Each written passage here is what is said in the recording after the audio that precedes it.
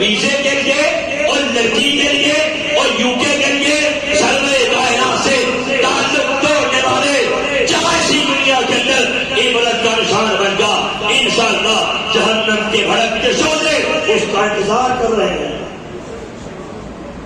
کہتے ہیں خدا کیے تیرا بیڑا غرق ہو جائے گا.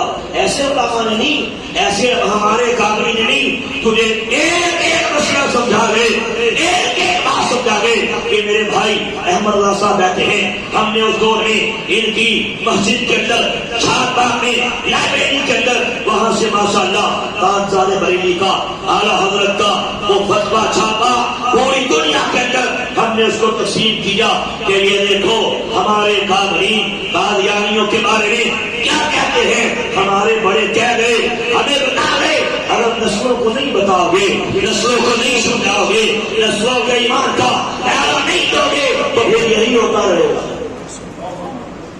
ایسے نہیں فرمایا سونا جنگل رات اندھیری چھائی بدلی کالی ہے سونے والوں جاگتے رہیو چوروں کی رکھوالی ہے.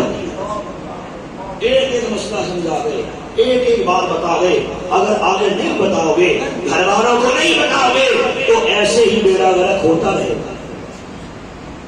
میں اس کی تفصیلات سے بھی نہیں جانا چاہتا کہ جتنے بھی جھوٹے آئے، جتنے بھی دجال آئے، جتنے بھی کذاب آئے، اس دور کے مسلمانوں نے انہیں کیفر کردار تک پہنچایا ہے. بنو امیہ کے دور میں ایک شخص نے دعویٰ نبوت کیا، اس ایمان کو اس دور کے حاکم میں خلیفہ نے شہر کے بڑے سب سے بڑے چوک میں لٹکا دیا. اتارا نہیں، کئی دن تک چیلیں آتی، کوے آتے، ٹڈے آتی، اس کے گندے وجود کو نوچ نوچ کے کھاتے رہے.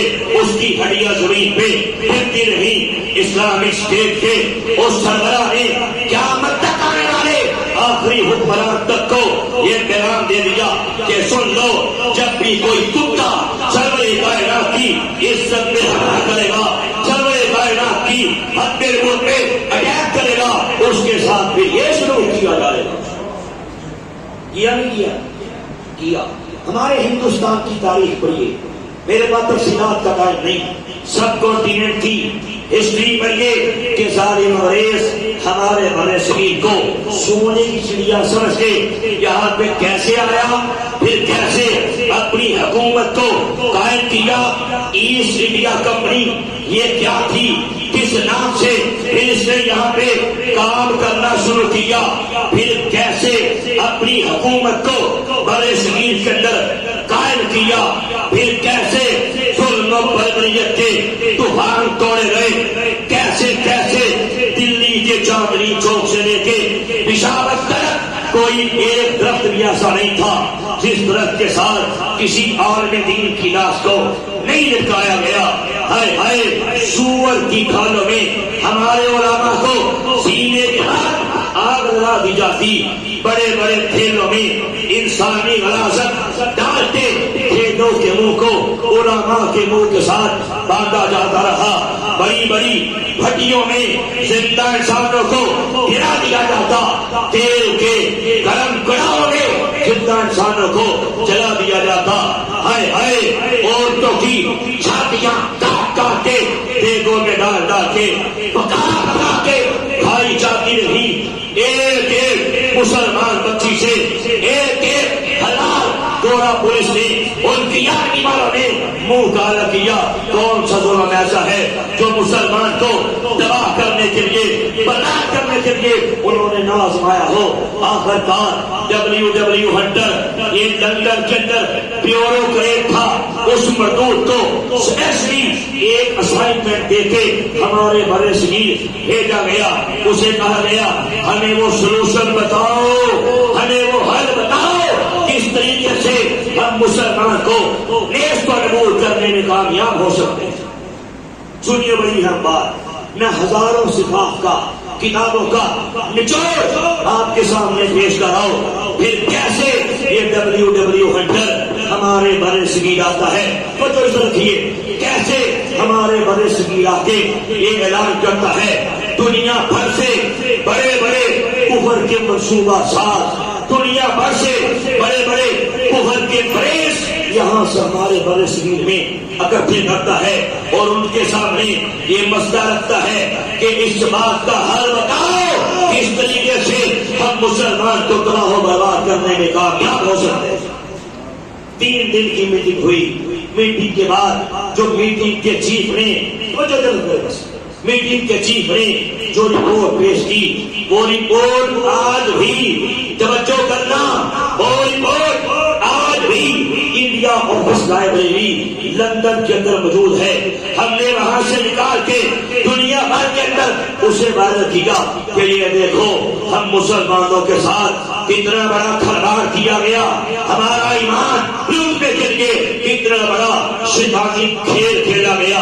اس رپورٹ میں لکھا تھا کہ مسلمانوں کو تباہ کرنے کے لیے، برباد کرنے کے لیے تمہیں 2 کام کرنے پڑیں گے۔ نمبر 1، انہی میں سے ایک بندے کو ڈی ٹریک کرو، پیسہ چاہیے، زمین چاہیے، جائیداد چاہیے، جو چاہیے ہم پرووائڈ کریں گے۔ اس کے بعد اعلان کرے اللہ نے مجھے نبی بنا کے بھیجا ہے، اناؤنس کرے اللہ نے مجھے بھائی دی ہے کہ انگریز میری رحمت ہے، اللہ نے مجھے کہا ہے کہ جہاد کرنا حرام ہو چکا۔ اس طرح جہالت کا دورہ ہے، مسلمانوں کی سبوں میں انٹر کرو، مسلمان کا روپ دے کے مسلمان کا ایمان برباد کرو، اللہ رسول کا نام لے کے مسلمانوں کا تعلق اللہ نبی سے توڑ ڈالے۔ آخرکار 3 بندوں کا انٹرویو کیا گیا، کتنوں کا؟ 3 بندوں کا۔ یہی WW ہنٹر اپنی رپورٹ میں پیش کرتا ہے کہ 3 بندوں کا انٹرویو کیا گیا جھوٹی نبوت کی سلیکشن کے لیے۔ 2 نے یہ کہہ کے انکار کر دیا، کہا انگریز بھائی باپ تو جو ہمیں پتا ہے کتنے بڑے غدار ہیں، ہمیں معلوم ہے کتنے بڑے مکان ہیں، ہم نے دھرتی ماں کی عزت کا، عظمت کا تیرے ساتھ سودا کیا، کمٹمنٹ کی، سب کچھ کیا، لیکن سن لو اللہ کے نبی کی عزت پہ حملہ نہیں کر سکتے، سرور کائنات کی حق نبوت پہ حملہ نہیں کر سکتے، ہمیں چھوڑ دو، ہمیں جانے دو۔ 2 نے انکار کر دیا۔ تیسرا کون تھا؟ غدار ابن غدار، مکار ابن مکار، انگریزوں کا پالتو کتا، انگریز کے کہنے سے خود کو نبی کہنے والا، دولت کا حریص، منافقت کا مریض، جس کا نام مرزا قادیانی بے ایمان تھا۔ اس نے کہا اچھا پیسہ ملے گا، زمین ملے گی؟ کہا بالکل ملے گی۔ کہا ٹھیک ہے تو پیسہ دے، سرور کائنات کی عزت پہ میں حملہ کروں گا۔ تاجدار ختم نبوت زندہ باد، مرزائیات لعنت، مرزا تیری جات لعنت، مرزائی نوازات لعنت۔ آخرکار شیطان نے یہ ان دنوں سیاست کورٹ کی کچہری میں بطور منشی 15 روپے ماہوار پہ جاب کرتا، جو بات سنو، 15 روپے ماہوار پہ جاب کرتا تھا۔ اسے وہیں سے ڈی ٹریک کیا گیا۔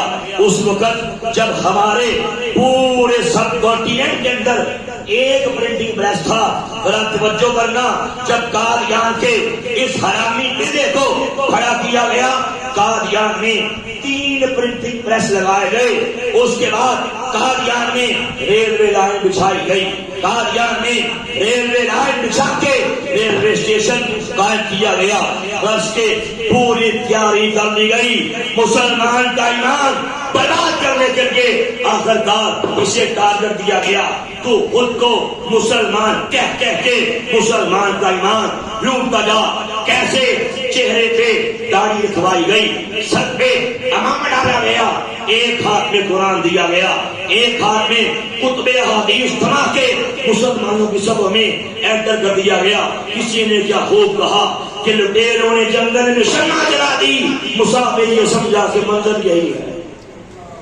آپ کیوں کیا لیجیے، ایک سور کا اسلامک میک اپ کیا گیا، ایک سور کو مسلمان کے روپ میں کائنات کے سب سے بڑے طاقت کو مسلمان کا نام لے کے مسلمان کا ایمان برباد کرنے کے لیے بھیجا گیا۔ آج جو ہمارا نوجوان ان مرزائیوں سے پیچھے رکھ کے مرزائی نمازوں کی باتیں سن کے حمزہ علی عباسی ایسے ایسے شدید فروغ کی باتیں سن کے کہنا شروع کر دیتا ہے ہاں یار کرتے صحیح ہے مرزئی کے کلمہ پڑھتے ہیں یہ مولوی ساری نے جنہیں مرزیانوں کامرہ ہوتے ہیں. آپ یقین جانو میں نے اپنے کانوں سے اس قسم کی بک سنی ہے. مجھے پنجاب یونیورسٹی کا ایک پروفیسر ملا, اس نے یہی کہا کہ میں حیران ہوں کہ مولوی قادیانیوں کو کافر کیوں کہتے ہیں. کہتے ہیں میں حیران ہوں پاکستان کی گورنمنٹ نے قادیانیوں کو کافر قرار کیوں دیا. پتہ ہی نہیں ہے. جب علماء کی صحبت سے دور رہو گے اور اپنے گھر میں اسلامی ماحول پیدا نہیں کرو گے, حتمی موت کے حوالے سے نسلوں کی تربیت نہیں کرو گے تو پھر یہی کچھ ہوگا, یہی کچھ ہوگا. تیرا بیڑا غرق ہوتا رہے گا. میں یہ بھی کہنا چاہتا ہوں, اس لیے انشاءاللہ آج کے بعد یہ بھی کہیا کرو کم از کم اپنی فیملی میں ایک بچے کو جو سب سے قابل, سب سے ذہین, سب سے فقیر, اسے عالم دین بناؤ گے, ایمان بچ جائے گا. اور یہ بھی سنیے, میں آپ کے سامنے گھر کا بیٹی بات کر رہا ہوں. میں آگے چل کے آپ کو بتاؤں گا کہ میں گھر کا بیٹی آپ کے سامنے بات کر رہا ہوں. میری ساری برادری, میری ساری فیملی قادیانی تھی. میرا دادا پیچھے قادیان سے بلونگ کرتا تھا. میرے دادے نے اپنے بچپن کے دور میں جہالت کی بیس پہ, جہالت کی بنیاد پہ قادیانیت کے زہر کو پیا تھا. اس کے بعد پوری نسل ایک بھیڑ چال کرتے ہوئے قادیانیت کے اندھے کنویں میں گرتے گئے. نہ کسی نے تحقیقات کی, نہ اسلام کا مطالعہ کیا اور نہ ہی قادیانیت کا مطالعہ کیا. پاکستان بنا. میرا دادا اپنی فیملی کو ساتھ لے کے لاہور چلا آیا. لاہور میں ہمارا گھر قادیانیت کا مرکز تھا. ہمارے گھر میں قادیانیوں کے پروگرامز ہوتے, اینٹی پاکستان, اینٹی اسلام فیصلے ہمارے گھر میں ہوتے تھے. کیونکہ میرے والد صاحب مرزئی جماعت کے پریزیڈنٹ رہے, مرزئی جماعت کے صدر رہے, میرے والد صاحب مرزئی جماعت کے سیکرٹری مال بھی رہے, بڑے بڑے عہدوں میں تعینات رہے. یہ میرے پروردگار نے میرے خاندان میں سب سے پہلے بارش کا, رحمت کا پہلا قطرہ مجھے بنا دیا. ایک رات سویا, مقدر جاگ پڑے, خواب میں کیا دیکھا کہ حبیب کبریا حضرت محمد مصطفیٰ صلی اللہ علیہ وسلم تشریف لائے. کریم ماتا نے ایسی نگاہیں کرم فرمائی, ایسی نگاہیں کرم فرمائی, قادیانیت کے ذلت کروں سے نکال کے اسلام کے اجالوں میں داخل فرما دیا.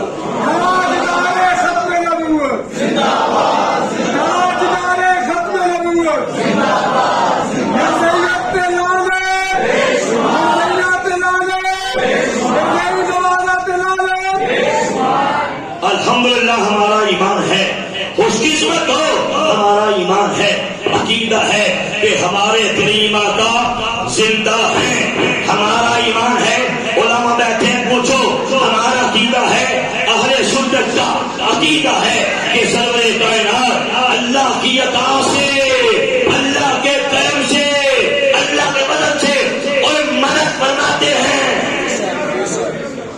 اس کی زندہ مثال میں آپ کے سامنے بیٹھا ہوں. اور صرف یہی نہیں, میں آج چونکہ حضور داتا صاحب رحمۃ اللہ علیہ کا اس مبارک بھی ہے, اس حوالے سے ایک چھوٹی سی بات پیش کر کے آگے بڑھنا چاہتا ہوں کہ اللہ کے نبی, اللہ کے نبی ہیں, اللہ کے اولیاء بھی اللہ کی اطاعت سے مدد فرماتے ہیں. کیوں صحیح کہہ رہے ہو ایسے ہی. اچھا چھوٹا سا واقعہ سنیے, بات آ گئی. آج سے تقریباً 13-14 سال پہلے کی بات ہے. چناب نگر کے اندر ختم نبوت کی کانفرنس ہو رہی تھی. وہ کانفرنس جس میں سارے مقام مل کر کے بڑے بڑے علماء, بڑے بڑے مشائخ, عوام الناس وہاں پہ موجود تھی. اس کانفرنس میں خانے وال کا ایک نوجوان آیا, اس نے کہا میرا رہائش خانے وال ہے، میں لاہور میں منتقل ہو گیا. کہتا ہے میری ساری برادری ساری فیملی قادیانی تھی، الحمدللہ میں مسلمان ہو گیا. کہا میں اپنے قبول اسلام کا ایمان فروز واقعہ بتانا چاہتا ہوں. اسٹیج پہ بلایا گیا، ہاتھ میں مائک دیا گیا. اس نے کہا سنو میں مسلمان کیسے ہوا. کہتا ہے میرا دادا دادی باپ چچے تائے بھائی بہنیں سب کے سب قادیانی تھے، ابھی بھی ہیں. کہتا ہے جب لاہور میں تھا تو کہتا ہے پتہ نہیں کیا وجہ کسی سے سن کے کتاب میں پڑھ کے مجھے حضور داتا صاحب رحمۃ اللہ علیہ سے محبت سی ہو گئی. کہتا ہے اکثر ہوتا کسی مسئلے میں پریشان ہوتا داتا صاحب رحمۃ اللہ علیہ کے گزارے میں جا کے حاضری بھرتا دعا کرتا، اللہ تعالیٰ سے داتا صاحب کا وسیلہ ڈال کے اپنی ترقی کے لیے ہدایت کے لیے دعائیں مانگتا. کہتا ہے ایک رات سویا میرے مقدر جاگ پڑے، مجھے حضور داتا صاحب رحمۃ اللہ علیہ میری خواب میں ملے اور فرمانے لگے اور مجھ سے بھی محبت کرتا ہے، میرے مزار میں بھی آتا ہے اور قادیان کی گندی نائی کے گندے کیے مرزا غازی قذاب کو بھی اللہ کا نبی مانتا ہے. یا میرے مزار پہ آنا چھوڑ دے یا مرزا غازی کو نبی ماننا چھوڑ دے. صبح اٹھا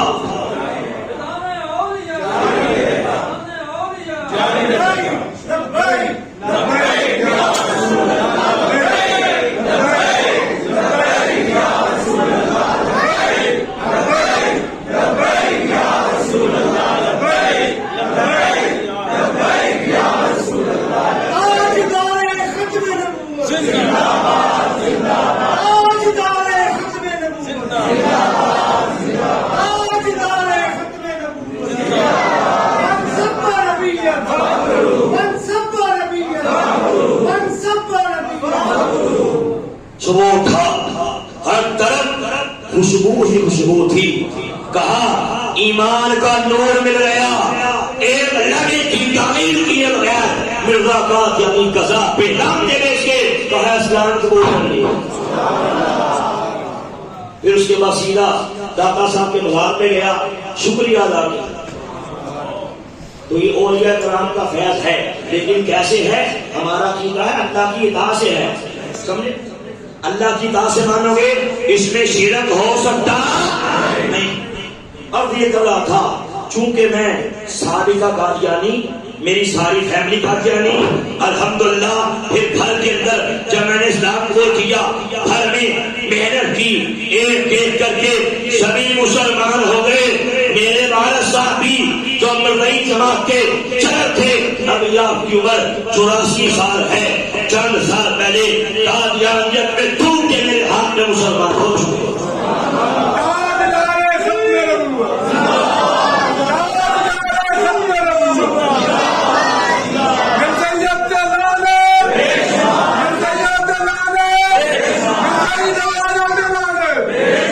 اصل بات یہ ہے کہ حضور تاجدار گولڈا پیر سید مہر علی شاہ گولڈی کے آپ فرماتے تھے لوگوں جو شخص ختم نبوت کے تحفظ کا کام کرتا ہے اس کی عشق میں حضور سرور کائنات کا مبارک ہاتھ ہوتا ہے.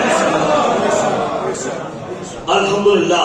پھر پورے پاکستان میں بڑے بڑے قادیانیوں کے سورما پنڈت بادری ان کی جماعتوں کے بڑے بڑے عہدیدار اب تک اللہ رسول کے طرف سے ہزاروں کی تعداد میں قادیانیت میں نام بیچ کے اور پریس میری کتابیں پڑھ کے قادیانیت میں ڈوب کے مسلمان ہو چکے ہیں.